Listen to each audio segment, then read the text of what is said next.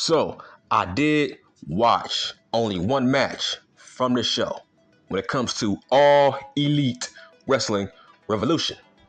So I did watch, right? I watched one match, and that was the main event. That's the only match that I actually cared about. So this was a very good match.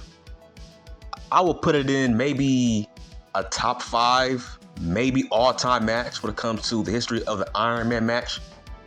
This was a very good match, but it's like they go overboard when it comes to the blood. It's like, look, man, I was a kid, right? I grew up with Extreme Championship Wrestling, right? Listen, let this sink in.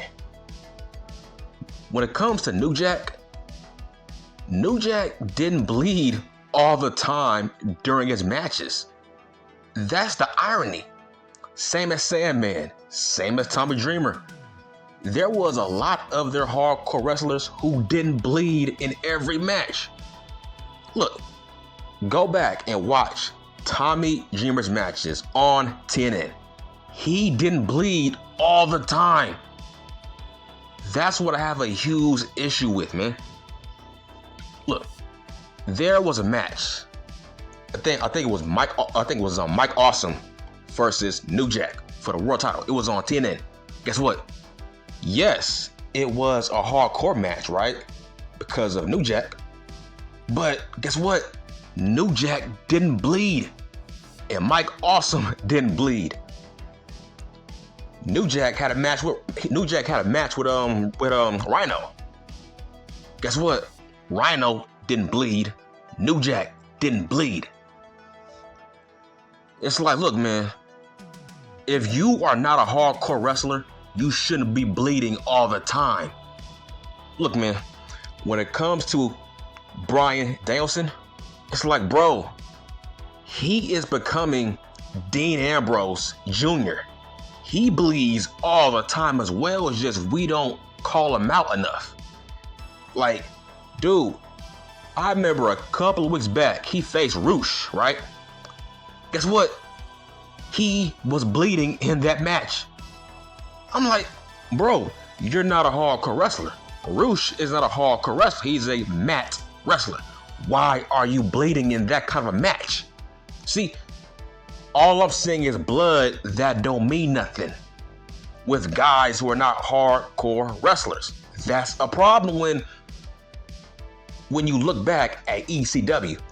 The only time they bled was when they were in blood feuds, long-term feuds, and they were hardcore wrestlers, right? You never saw RVD and, I don't know, Jay Lynn, like, trying to bleed, like, right? Like, you never saw Lance Storm bleeding, right? You never saw those kind of guys bleeding. You never saw Chris Candido bleed. Why am I seeing mat wrestlers bleeding? That's like the equivalent of Dean Malenko bleeding. Like, why, bro? Aren't you a mat wrestler? Why are you bleeding? Why am I seeing Max bleed? Why am I seeing DB bleed? It's like, it's an Iron Man match. You guys are not hardcore wrestlers. Look, there was tons of psychology in ECW, right? Like, for example, the rivalry between Tommy Dreamer and Just Incredible. Most of the time, Tommy Dreamer was not bleeding in those matches. It's like, hold on, man, like Dean Ambrose, didn't you just bleed last week? It's like, what's going on? So, but this was a very good match. I feel like this was possibly Max's best match of his career because he wrestled like Max, but at the same time, he did wrestle to Daniel Bryan's style. So it was like a 50-50 match. They met each other halfway to their style of wrestling, and it worked. When it comes to DB, he knows how to be a face in his matches. So him and Max had great chemistry because Max knows how to be a heel. DB knows how to be a face in his matches. So this was a very good match. Very good mat wrestling. I could have done without the goddamn bleeding. But when it came to Max, it seemed like Max was cut the hard way. Cause Max had a big ass knot on his head. So I think he bled the hard way. But the point is, there's too much blood in this company. It's like, bro, you are not ECW. There's too much blood. And what's weird is, look, man, if you are not a hardcore wrestler, you shouldn't be bleeding. People don't get it. It's like, when it came to the World Wrestling Federation, back in the Attitude Era, the only time Triple H was bleeding was in hardcore matches. Remember? Him versus Cactus Jack. That's the only time Triple H was bleeding, was in those kind of matches. When The Rock was bleeding, it was because he was hit with a weapon in a blood feud. Let's go back to Stone Cold versus Bret Hart, which this damn company always tries to emulate that match. I'm like, do you realize? Hold on, didn't Bret Hart hit Stone Cold with the damn ring bell? I think so, maybe. That's why he was bleeding. I think Bret Hart knocked him out with a goddamn weapon. So by that logic, he should bleed, right? See, the majority of the time when they bleed in All Elite Wrestling is when nobody hits them with a weapon. That's why it's stupid. Why are you bleeding when nobody hits you with a goddamn weapon? You are making professional wrestling a damn mockery. You shouldn't be bleeding unless it's called for, unless the crowd sees how you bled in the first place. The majority of the time, I never see how Dean Ambrose bleeds, right? That's the difference. You should never compare Wheeler Useless to Stone Cold Steve Austin. It's like, are you insane? We seen how the way Stone Cold got cut by Bret Hart. We seen it. He was hit with a weapon. What weapon was Wheeler Useless hit with? Why is your wrestlers bleeding when we don't know how they bled? It's like, that's Mark-like stuff. That's why ECW was very misunderstood. Paul Heyman knew what he was doing. The only time his guys bled was in blood feuds, in hardcore matches. Dog, most of the time, New Jack was not bleeding in his hardcore matches. You know why? Because he was dishing out the violence. Let me say that once again. New Jack hardly ever bled in ECW. You know why? Because he was dishing out the violence to people. So if you were dishing out the violence, why should you bleed? Make that make sense. That means your opponent is getting the better of you. It's like, bro, that don't make you a badass when you bleed.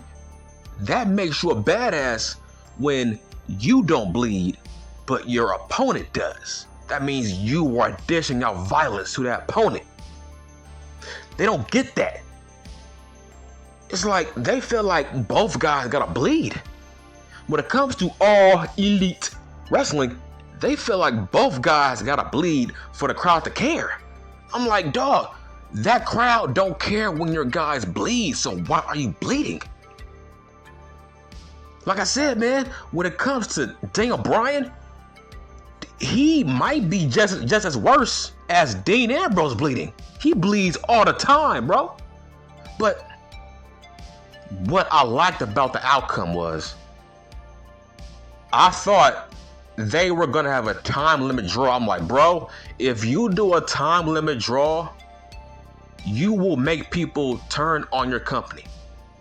So I'm glad that wasn't work, because dog, that would have buried Daniel Bryan. I'm like, damn, bro, what's up with the multiple time limit draws in your matches? So they dodged a bullet by having that match go into overtime. Like, bro, this is a pay-per-view. People paid tons of money to watch. You better have a damn finish. Somebody gotta get pinned or submitted. So I'm glad this match had an outcome. Now people left happy. But I gotta admit, man, Max brought it. Max brought it in this match. This dude was doing elbows off the damn top rope. He brought it. I saw Matt wrestling. He was being a heel. I will give him this. He knows how to be a heel, man. He is a great effing heel. It's like he is great at wanting the crowd to see him get his ass whooped. That's what he's really, really good at. But we need to crack down on this bleeding.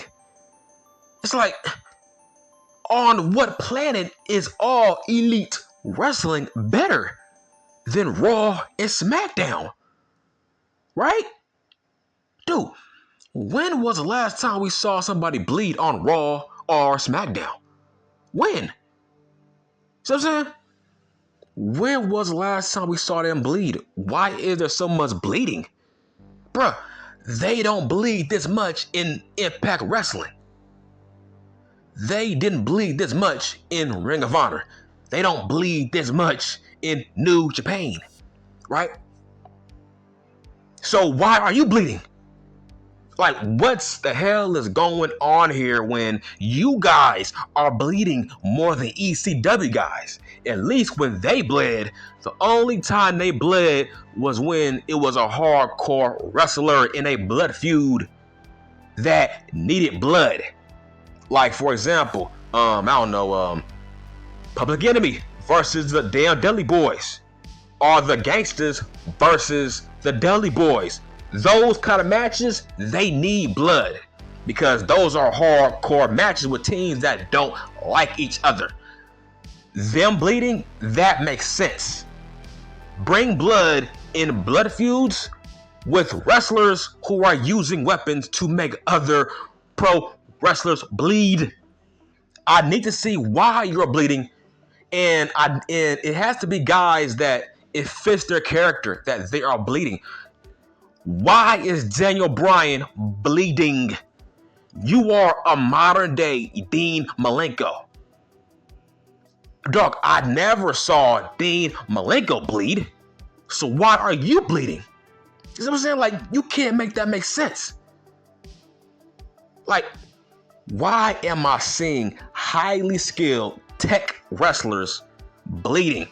Last time I checked, Daniel Bryan, you are not a hardcore wrestler. You are a mat wrestler. You are Dean Malenko.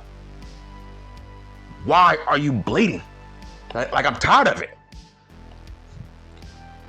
The only time they bleed in the World Wrestling Federation is when it's a huge blood feud. Blood feud, and one of the guys we have saw use a weapon. Remember JBL versus John Cena? At least we seen how John Cena bled. And on top of that, that was a no DQ match. Weapons were involved.